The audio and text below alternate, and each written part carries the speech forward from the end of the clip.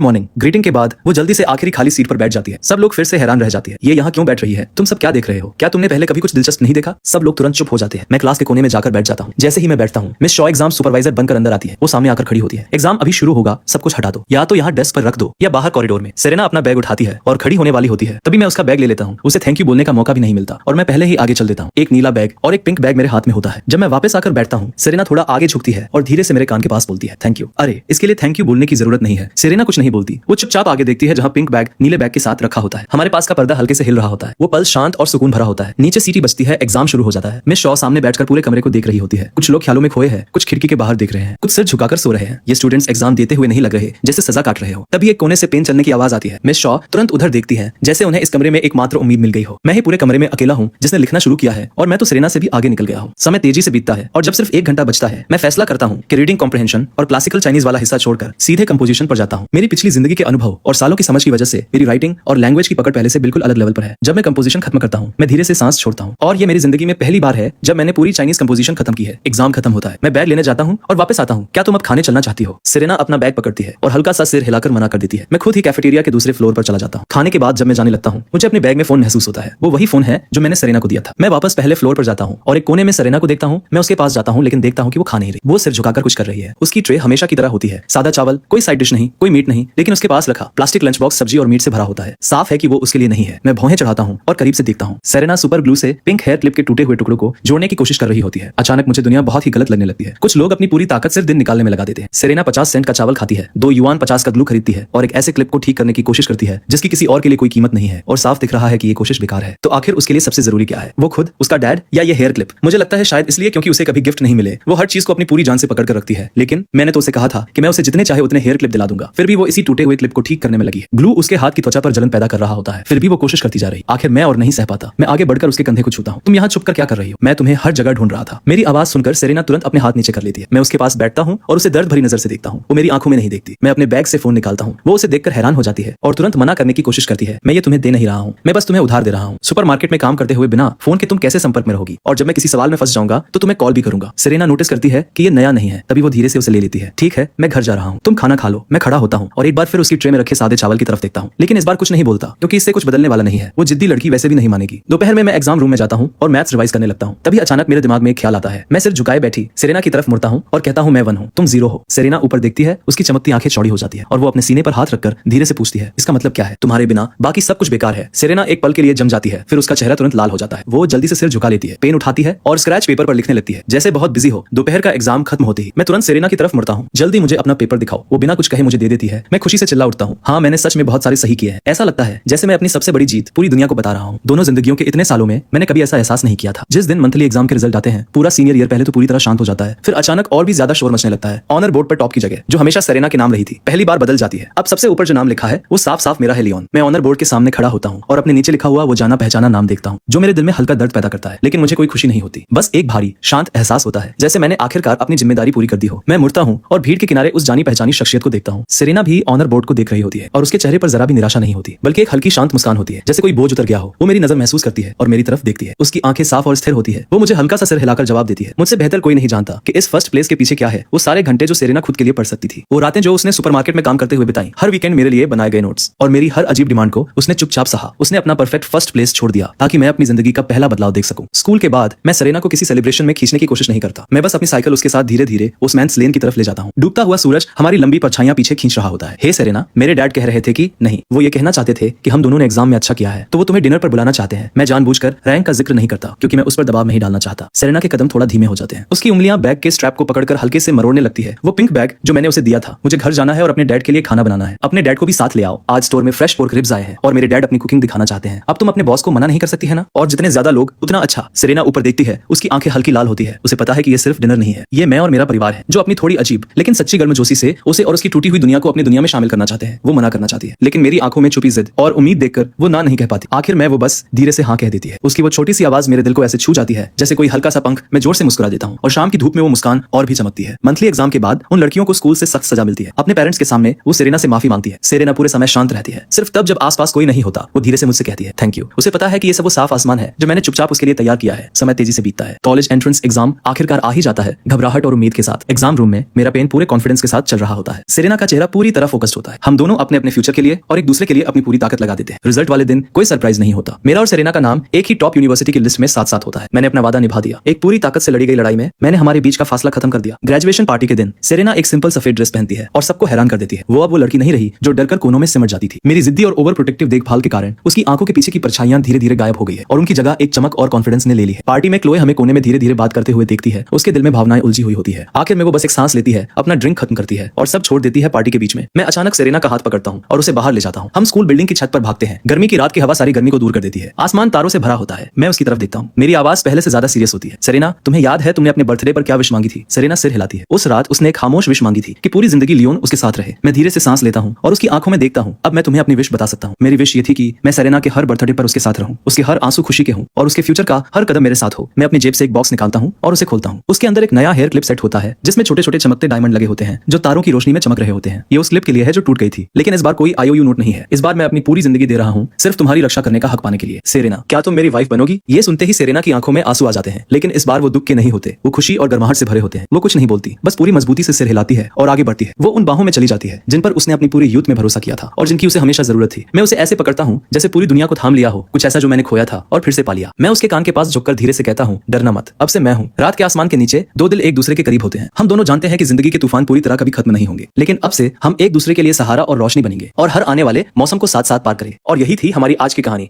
जहां एक लड़का जिसने खुद को कभी सीरियसली नहीं लिया, वही लड़का अपनी पूरी लाइफ बदल देता है सिर्फ इसलिए क्योंकि इस बार उसके पास खोने के लिए कोई था। और दूसरी तरफ एक लड़की जो हमेशा चुपचाप सब सहती रही, लेकिन सही इंसान मिलने पर उसकी पूरी दुनिया ही बदल गई। तो अगर तुम्हें भी कभी लगे कि तुम लेट हो या तुमसे नहीं होगा, तो बस याद रखना, एक सही वजह है, एक सही इंसान, और तुम्हारी पूरी कहानी पलट सकती है। अगर स्टोरी पसंद आई हो तो लाइक जरूर करना और ऐसे ही और दमदार रिकेप्स के लिए चैनल को सब्सक्राइब करना मत भूलना। मिलते हैं अगली वीडियो में